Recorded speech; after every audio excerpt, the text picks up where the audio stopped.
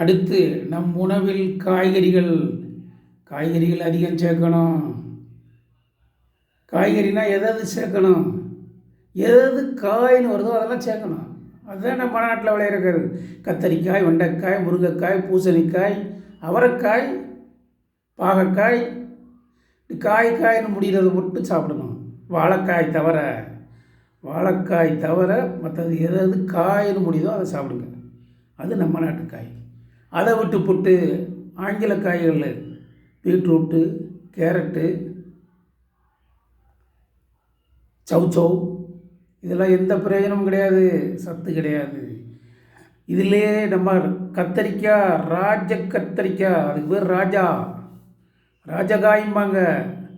பார்த்தீங்கன்னா கத்தரிக்காய் பார்த்தீங்கன்னா ஒரு கிரீடம் வச்சுருக்கோம் மேலே, அதனால தான் ராஜகாய்ம்பாங்க. அவ்வளவு நல்லது. காரணம் என்ன? விதைகள் நிறையா இருக்குது. எது விதைகள் நிறையா இருக்கோ அதெல்லாம் ரொம்ப நல்லது, உடல் ஆரோக்கியத்துக்கு சிறந்தது. விதை இல்லாததான் வாழைப்பழம் இதெல்லாம் பாருங்கள், ஹைப்ரிட். இப்போ விதை இருக்காது, ஒன்றும் இருக்காது, அதெல்லாம் சாப்பிடவே கூடாது. அதனால் காய்கறி நன்றாக சாப்பிட வேண்டும். நம் நாட்டு விளைந்த காய்கறிகளை சாப்பிட வேண்டும். எல்லா காயும் நன்றது.